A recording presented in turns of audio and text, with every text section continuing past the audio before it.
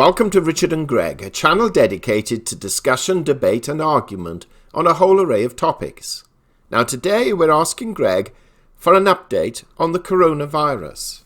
But first I would like to draw your attention to the video we produced earlier in the week, entitled UK Independence from the EU and Free Speech Issues, where Greg had a conversation with Marcus, a UK journalist, and discussed the UK independence from the European Union, plus an update on the coronavirus, the main subject of today's video, and an issue regarding free speech on Twitter and social media in general. Also in the description box below, we have included links of various preventative equipment and sanitizers which, although won't cure any coronavirus infection, will at least assist you in not catching it in the first place, and especially if you adopt the measures Greg mentions in this video podcast. Today is more of a Greg update and recommendation than a discussion or argument. But hey, if the information is good, perhaps we shall lay off the fighting for now. Well, it is Saturday evening, 1936 GMT, on the 8th of February. And today's video podcast will actually be published tomorrow on Sunday. And we're having a conversation with, controversially, Greg, primarily about the coronavirus and an update as to how this is affecting the rest of the world. I've noticed very briefly this evening on Reuters that an American has died in China of the virus and that a number of British people have been affected in France. So let's get a more up-to-date picture from Greg. Greg, good evening. Good evening. I'm not sure we're in for a series of good evenings now, because there is no doubt whatsoever that the coronavirus has taken hold, primarily in China at this stage, but it is inexorably spreading. There are now some 28 countries that have live coronavirus cases. Let's look at the figures. Today, which is actually the figures for about midday, they are fully updated at about 10 o'clock GMT, 10 p.m. GMT each day, but there are a few adjustments during the day. At the moment, as at 5 minutes ago, there were 34,974 cases that are actually confirmed to exist. That does not make allowances for cases that are hidden away in homes and remote villages or haven't realized that they have coronavirus rather than just a nasty cold. So that figure is an underestimate, possibly by a very long way. However, we can only go on what is actually registered. And of those 34,974, 6,106 of them are considered to be critical in severe condition, which is a little bit perturbing to say the least. Deaths recorded to date are 724. And it would seem that there is a certain amount of panic going on in China, in that basically authorities, such as they are in China, are forcibly taking into confinement people they have suspicions of having the virus. And this is being done forcibly because obviously they are particularly worried. Since January the 22nd, the cases are climbing exponentially. We are actually experiencing at the moment approximately a doubling of the number of cases every 5 days. That means 5 days from today, there will be 70,000 cases. And 5 days later, 140,000 cases. It doesn't take very long to become a really scary statistic. Added to which, deaths around the world are occurring, and 28 countries, as I said, now have the virus. The fatality rate is still looking relatively low at 2%, but that's with a very big question mark, because of the 34,000 odd who have the virus at the moment, we don't know how many will go on to die. Transmission rate, likewise, is a bit of guesswork, in that at the moment, while we are in the low stages of this potential pandemic, between 3 and 4 newly infected cases are materializing from each case known. The incubation period is still put at between 2 and 14 days. Well, you can meet an awful lot of people in 14 days and spread the disease an awfully long way, especially in this age of literally millions of people traveling internationally in a matter of hours by air.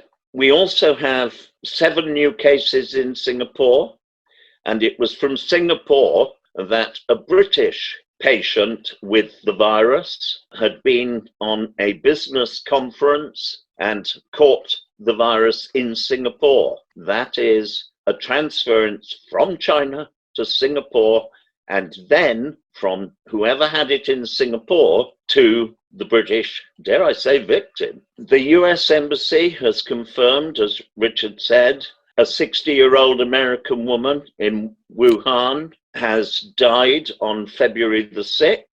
That's only just percolated through. There are 5 new cases in France.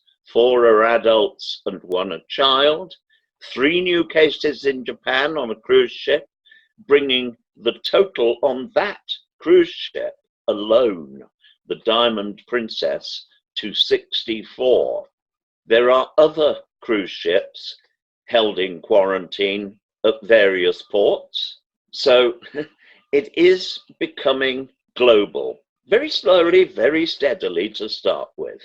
So I don't think we have any room for complacency. A new case has been diagnosed in Wisconsin. What else have we got of interest? A Japanese man in his 20s who deals with tourists but hadn't been to China has the virus. 3 new cases in South Korea. 2 of them contracted in Singapore at a conference. 4 new cases confirmed in Singapore, and so on and so forth. So where do we go from here? Well, really, it is still a matter of guesswork, but it is starting to look more likely that this could turn into a global pandemic. We have no idea how many cases there are over the border in the remote areas around the borders of China, and many of those areas are very remote. However, at this stage, if you're in Cambodia or Vietnam, where there are cases, you should actually be considerably more concerned about the number of traffic deaths than coronavirus deaths, because they have such high rates of mortality on their roads. But that could very quickly change, and coronavirus could become very much a primary cause of death in many countries. So I hope that prepares you somewhat. I have no intention to be alarmist, other than to say that I'm potentially alarmed, having watched the figures slowly and inexorably rise and no sign of control. So perhaps take it seriously, but don't panic. Panic is the worst thing to do in the face of any medical emergency. I would suggest that you would be foolish, even at this early stage, not to consider risk. There is a risk. You don't know if the person you were close to in the supermarket or at the gas station or at a social gathering or walking down the street had been in contact with somebody who had been in contact with somebody from China or from Singapore or from any one of 28 other countries. So take intelligent precaution. And the primary precaution is be absolutely certain not to be in the line of somebody coughing, primarily. Secondarily, sneezing, which doesn't actually seem to have quite as high a transference rate. The reason being that droplets from sneezing are more atomized than from people coughing. Always, when you are coming in or able to access a sensible point, wash your hands. Having washed your hands, you will do yourself absolutely no harm by washing your face. I bought yesterday half a dozen small bottles of medical alcohol, I presume, based hand wash. It's easy to use. You can put a bottle in your pocket or handbag and use it whenever you feel a need. And regular use will give you an element of protection.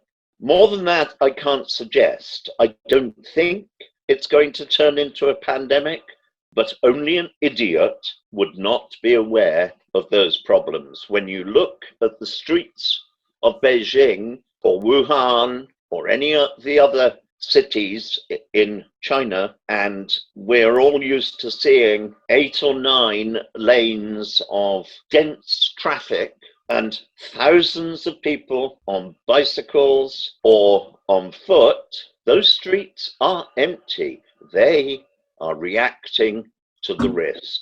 You would be wise to do likewise. And keep an eye on the figures. We will continue to update you on a regular basis. Well, Greg, in closing, we'll put some links to certain products that are available on Amazon, antibacterial products, and even a mask. Whether the mask is effective, I don't know. What I wish we could actually put in the link below is what was published in the New York Times 3 days ago. China weighs benefits of buffalo horn.